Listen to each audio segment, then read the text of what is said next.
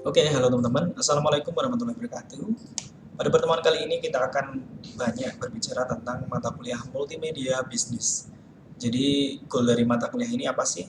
Setelah mengikuti mata kuliah ini, kalian atau teman-teman mahasiswa bakal memiliki keterampilan memanfaatkan multimedia untuk keperluan bisnis, gitu ya. Oke, yang perlu dipahami yang pertama adalah fundamentalnya adalah teman-teman harus tahu dulu definisi dari multimedia. Jadi, sebenarnya sesuatu dikatakan multimedia jika terdapat lebih dari satu elemen multimedia dalam sebuah produk. Dan elemen multimedia itu ada 5. Yang pertama itu ada teks, kemudian suara, gambar, video, dan juga animasi.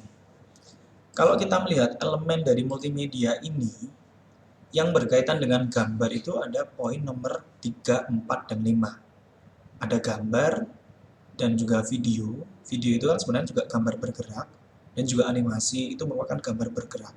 Berarti multimedia itu sebenarnya lebih banyak berbicara tentang gambar, gitu ya. Dikarenakan multimedia lebih banyak berbicara unsur teks, kemudian gambar, dan juga gambar bergerak, secara otomatis masih terkorelasi dengan keilmuan yaitu desain grafis. Jadi, teman-teman sudah tahu ya garis merah atau istilahnya benang merah dari pemahaman multimedia bisnis dan juga desain grafis. Oke.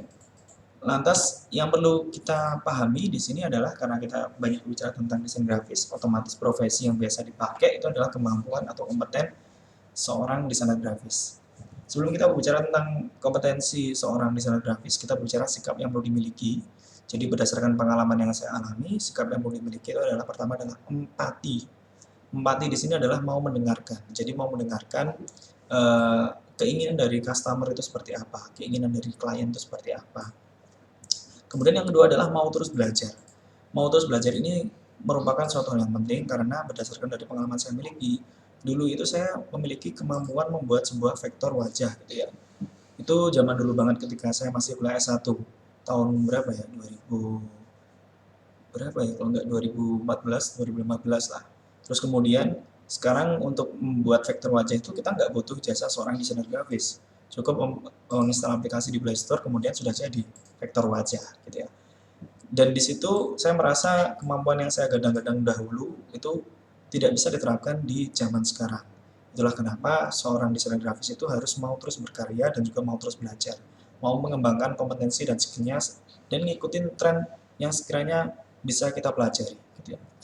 Dan yang ketiga adalah ilmiah dan kreatif. Memang desainer grafis itu berbicara tentang seni ya, tetapi perbedaannya seorang seniman dan juga desainer grafis. Seorang desainer grafis harus memiliki kemampuan ilmiah dan juga kreatif. Jadi produk yang kalian buat itu bisa dipertanggungjawabkan. Bisa bayangkan ketika seorang seniman itu membuat sebuah lukisan atau produk gambar, itu kan eh, ada yang cenderung abstrak ya. Bahkan ketika kita tuh masuk ke sebuah pentas lukisan gitu ya atau galeri lukisan itu kan kita nggak tahu ini maksud dari lukisannya apa padahal cuma warna yang dicoret-coret sampai menghasilkan gambaran warna tertentu padahal di situ bagi seorang seniman itu filosofinya tinggi dan tidak bisa dijelaskan secara ilmiah. Berbeda lagi dengan seorang desainer grafis, sama-sama membuat produk grafis, cuma bedanya seorang desainer grafis itu tahu pendasarannya, kenapa dia itu memilih warna ini, kenapa dia itu memilih objek ini, kenapa kok bentuk grafisnya itu seperti ini, seperti itu. Dan yang terakhir adalah sikap optimis dan juga positif. Sikap ini memang harus dimiliki oleh berbagai macam profesi karena dengan kita memiliki sikap optimis, kita akan menjadi seorang yang kreatif, kemudian memiliki sikap yang positif juga tentunya, supaya bisa memberikan banyak manfaat kepada orang lain. Dan yang perlu dipahami adalah teman-teman adalah pengetahuan dasar tentang seorang desainer grafis itu ada 8 ya, ada 8 hal. Memang untuk secara pemahaman atau teori sebenarnya banyak yang perlu teman-teman pelajari dan kalau dimamatkan dalam satu hari itu nggak mungkin. Cuma di sini di pertemuan video kali ini saya mencoba menjabarkan cara ringkas. Ada 8 hal yang perlu dipelajari. Yang pertama adalah garis, kemudian bentuk 2 dimensi, 3 dimensi. Yang ketiga adalah tekstur, yang keempat adalah warna, kelima gambar, keenam layout dan komposisi, ketujuh balance dan juga keseimbangan, dan terakhir adalah tipografi. Oke, mari kita kupas satu persatu. Yang pertama adalah garis. Garis itu merupakan sebuah komponen dasar dalam sebuah desain ya. Jadi nggak ada desain tanpa garis. Bahkan bentuk bangun datar, tulisan, angka, itu semua terbangun dari garis yang disusun dari satu poin ke poin selanjutnya. Bisa dipahami ya. Jadi tidak ada produk desain itu tanpa garis. Dan yang kedua adalah bentuk dua dimensi. Di dalam bahasa Inggris, bentuk dua dimensi itu biasa disebut sebagai shape. Dan shape ini terbagi menjadi dua, yaitu geometric shapes dan juga organic shapes. Geometric shapes itu bentuknya itu lebih terstruktur, seperti segitiga, kemudian persegi panjang, lingkaran, kemudian kotak, gitu ya. Berbeda dengan organic shape. Organic shapes ini lebih ke free transform, atau saya lebih suka menyebutnya bentuk dua dimensi yang abstrak. Bisa dilihat perbandingannya di sisi kiri, geometrik ya. Ini ada bentuk-bentuk yang terstruktur dari poin-poin dibentuk menjadi sesuatu yang rapi. Kalau yang organik itu sekiranya bentuknya itu abstrak gitu ya. Nah, terus kemudian setelah kita pelajari bentuk dua dimensi, kita juga harus mengetahui perbedaannya dengan bentuk tiga dimensi itu seperti apa.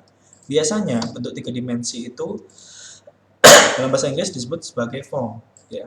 Dan penggunaannya itu tinggal menambahkan efek lighting dan juga shadow dan juga perspektif pada bentuk dasar dua dimensinya. Seperti saya contohkan di sini ada bentuk lingkaran. Kemudian kita tambahkan efek lighting, kemudian tambahkan efek shadow, kita kasih hitam-hitam, kemudian dikasih perspektifnya, dan akhirnya bentuk tiga dimensi dari sebuah lingkaran. Begitu juga di bawahnya ada persegi gitu ya, persegi, bentuk dua dimensi persegi. Kalau kita tambahkan perspektif, kemudian kasih efek lighting di sini, kemudian efek bayangan di sampingnya, kasih perspektif dikit, sudah bentuk kubus gitu ya. Setelah kita memahami bentuk dua dimensi, tiga dimensi, selanjutnya kita perlu memahami tentang tekstur. Tekstur di dalam desain grafis ini memberikan visualisasi atau feel yang kuat ya, karena tekstur itu sendiri merupakan sebuah visualisasi permukaan objek dalam sebuah desain yang bisa dirasakan. Bisa teman-teman bayangkan kalau melihat wallpaper gitu ya, wallpaper yang katakanlah pattern atau polanya itu seperti apa, tembok gitu ya, otomatis kita akan mikir, oh wallpaper itu tembok, padahal wallpaper itu kalau kita pegang itu kan permukaannya jauh sekali dengan tembok, katakanlah tembok batu bata gitu ya. Jadi kesan tekstur ini juga memberikan perasaan kepada viewer tentang hal yang sifatnya halus, kasar, panas, dingin, basah, kering, dan sejenisnya. Kemudian ini pengetahuan dasar tentang warna. Biasanya kalau kita membuat sebuah desain itu kan kita kendala dengan warna gitu ya. Jadi warna itu menjadi sebuah kesulitan tersendiri saat kita membuat sebuah produk grafis. Apalagi kalau kita punya ekositas terhadap warna yang kita sukai. Contoh saya itu suka warna yang sifatnya netral seperti hitam, putih, abu-abu. Tetapi kalau sudah mengerjakan sebuah produk desain grafis, saya itu nggak bisa terlalu kekeh dengan warna yang saya sukai. Saya akan pertimbangkan permintaan dari user dan juga kebutuhan dari user itu apa. Dan rumusnya untuk menentukan warna yang harmonis dan warna yang bagus, teman-teman itu cukup mudah, cukup pahami tentang color wheel gitu ya. Kemudian yang kedua adalah memahami tentang color psikologis. Dan di sini ya, color wheel itu semacam roda warna gitu ya, sebagai pedoman pemilihan warna. Seumpamanya, ketika ada teman-teman itu memilih warna biru sebagai background dasarnya, pasti kita mikir warna biru itu cocoknya digandingkan dengan warna apa. Dengan bantuan color wheel ini, teman-teman secara otomatis akan diberikan bantuan dan juga pedoman. Warna biru itu cocoknya nanti gandingannya dengan warna kuning dan juga warna merah. Nah, kenapa kok sampai muncul perumusan seperti ini? Ini konsepnya dari mana? Bukannya warna itu adalah pendekatnya sesuai seni. Bahkan seorang seniman itu punya pedoman sebenarnya. Pedomannya ya ini pakai color wheel gitu ya. Ada warna primary, kemudian warna secondary, kemudian warna mixing dan sebagainya. Semua ada di color wheel. Kalau teman-teman mempelajari color wheel mungkin butuh waktu yang cukup banyak ya. Tapi kalau memang untuk kebutuhan biasa, teman-teman nggak perlu memilih waktu yang cukup banyak. Cukup install aplikasi gitu ya, aplikasi di Play Store kalian, Color Harmony atau cari aja color wheel gitu ya. Nanti akan muncul. Nah, ketika ada permintaan klien, Mas, buatkan saya brosur dengan konsep warnanya itu backgroundnya lebih banyak dominan warna merah katakanlah ya. Secara otomatis kalian tinggal buka aplikasi color wheel, tinggal pilih warna dasar merah, kemudian dipilih color harmoninya itu pakai yang apa, apakah analogus atau monolog, otomatis nanti akan muncul warna-warna yang sekiranya pas untuk produk kalian seperti itu ya. Nah, selain mempelajari color wheel, kemudian di dalamnya juga ada color harmony, teman-teman juga harus memahami bahwa warna itu bisa mengekspresikan mood dan juga emosi serta spirit yang ada pada desain yang kalian buat. Contohnya gini, ada warna biru. Warna biru akan memberikan efek ketenangan. Dikarenakan apa? Karena coba kalian lihat, ketika kalian betul berjalan di pantai, melihat pemandangan yang berwarna biru di lautan, otomatis hati kalian itu kan merasa tenang kan? Nah, itu adalah sisi psikologisnya. Kemudian ada warna hijau. Warna hijau itu, kalau kalian lihat tanaman gitu ya, atau hutan gitu ya, atau pegunungan, itu kan dominan warna hijau dan memberikan efek ketenangan. Jadi setiap warna itu pasti memiliki sisi psikologis yang berbeda-beda. Dan ini yang perlu kalian pahami. Nah, kalian pernah nggak berpikir kenapa kok bisnis makanan di perusahaan besar seperti KFC, McD, dan juga Pizza Hut itu banyak menggunakan warna-warna merah? Karena ternyata secara riset warna merah itu memberikan efek ambisius, kemudian efek ambisi, ada hasrat. Nah, ini otomatis memancing hawa nafsu atau hasrat untuk makan. Nah, itu sudah ada risetnya. Jadi kalau teman-teman itu kebingungan memilih warna yang pas untuk katakanlah bisnis kuliner teman-teman, tidak usah bingung, tinggal dilihat kira-kira warna yang sesuai, warna yang dapat memicu psikologis rasa lapar itu apa sih kira-kira. Di internet banyak, cukup ambil aja sampelnya, tinggal dimasukkan ke color wheel, jadi deh sebuah produk yang memiliki warna yang harmonis gitu ya. Untuk pemahaman warna ini juga perlu banyak implementasi dan juga perlu banyak latihan, jadi teman-teman harus semangat gitu ya. Kemudian ada pengetahuan dasar tentang gambar. Jadi gambar yang bagus itu adalah gambar yang sesuai dengan tema dan memiliki resolusi yang tinggi, eye catching sehingga bisa diolah dan diimplementasikan di media apapun. Itu adalah gambar gitu ya. Gambar ini ibarat seorang mancing itu adalah umpan. Kalau umpannya bagus dan menarik, otomatis ikan-ikan itu akan berebutan untuk memakan umpan yang kita miliki. Berbeda lagi kalau kita umpannya itu pas-pasan gitu ya, kualitasnya juga buruk. Otomatis apa yang terjadi? Ikan itu nggak akan mau untuk makan gitu loh. Melihat saja sudah enak gitu ya, atau nggak mau gitu. Umpan bentuk apa gitu ya. Nah, gambar ini yang terpenting adalah resolusinya tinggi dan juga sesuaikan tema dan juga eye catching gitu ya. Jangan sampai teman-teman itu memiliki gambar kemudian yang resolusinya itu pecah, jadi ketika di zoom itu kotak-kotak, terus kemudian apalagi saya tuh paling sebel kalau melihat gambar yang ditaruh untuk kemudian untuk meresize-nya itu sampai gambarnya itu terlihat penyet, terus kemudian atau terlihat tidak proporsional gitu ya, atau meletot, itu agak mengganggu gitu ya. Jadi jangan sampai teman-teman tuh menaruh gambar dengan ukuran yang tidak proporsional. Kemudian ada pengetahuan dasar tentang layout dan juga komposisi. Intinya di dalam layout dan komposisi ini berbicara tentang proximity, kedekatan antar objek, kemudian ruang kosong atau white space, kemudian alignment dan juga kontras, dan juga repetition. Intinya di proximity ini, di layout dan composition ini, teman-teman adalah bagaimana sih cara teman-teman menaruh elemen teks, kemudian gambar, kemudian icon, dan keseluruhan hal itu di dalam kanvas kalian. Jadi gimana diatur supaya nggak terlalu mepet dan juga nggak terlalu longgar. Jadi nggak terlalu besar. Gitu ya. Jadi proporsinya juga diukur. Nah, terus pengetahuan selanjutnya ada tentang balance, keseimbangan. Balance ini berbicara dua hal, yaitu ada desain yang menggunakan keseimbangan simetris dan juga asimetris. Nah, di sini saya punya contoh ya. Jadi ada salah satu bank mandiri, dia membuat sebuah apa ya, sebuah poster gitu ya tentang stop penyebaran virus COVID-19. Di sini dia menggunakan, ini adalah salah satu contoh desain simetris karena antara atas, bawah, kemudian kanan, kiri itu porsinya sama. Nah, enaknya desain simetris ini, informasi yang didapat oleh viewer itu terkesan lebih cepat. Nah, bisa dipahami ya. Berbeda dengan desain asimetris. Saya akan memberikan contoh desain asimetris yang kedua ini, sama juga. Jadi kalau desain asimetris antara kanan dan kiri, atas bawah itu beda. Biasanya ada penekanan di salah satu titik tertentu. Kalau di contoh ini penekanannya terletak di pada sebelah kirinya kanvas, ya kan. Jadi di sini kalau pertama orang melihat produk ini, yang dilihat itu adalah ini gambar, ada sebuah kartu dengan gambar Spiderman gitu ya, ada tulisan Mandiri. Orang lantas akan berpikir apa hubungannya Mandiri dengan Spiderman?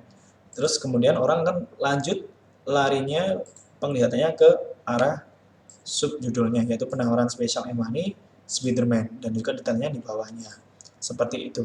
Dan biasanya desain asimetris ini memang ditujukan ketika ada customer yang ingin menunjukkan sebuah produk tertentu. Jadi kalau ingin membuat sebuah produk brosur flyer yang itu istilahnya menonjolkan gambar sebuah produk atau tagline sebuah produk, gunakan desain asimetris. Tetapi kalau pengen membuat sebuah brosur flyer itu yang sifatnya cepat dan mudah dipahami dalam waktu singkat, karena sifatnya itu adalah announcement pengumuman, gunakan desain simetris. Bisa dipahami ya? Oke. Terus yang terakhir adalah pengetahuan dasar tentang typography. Ya, jadi ini teks ya. Jadi biasanya teman-teman kan kalau memilih teks series pokoknya sembarangan gitu ya. Di sini yang perlu teman-teman pahami ada tiga kategori teks. Yang pertama adalah tipe font serif resmi. Biasanya ditemui teman-teman itu ketika mengerjakan laporan di kampus, kemudian mengerjakan laporan skripsi, kemudian buku-buku pedoman di lingkungan kampus, itu semua menggunakan Times New Roman. Dikarenakan resmi ya. Jadi penggunaan tipikal font serif itu selalu digunakan untuk kepentingan-kepentingan yang sifatnya formal.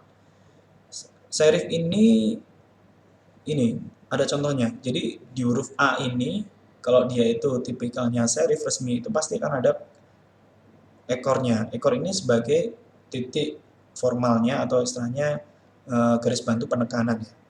Nah, berbeda lagi dengan tipikal sans serif. Nah, sans serif atau casual bisa teman-teman temui di gadget kalian gitu ya.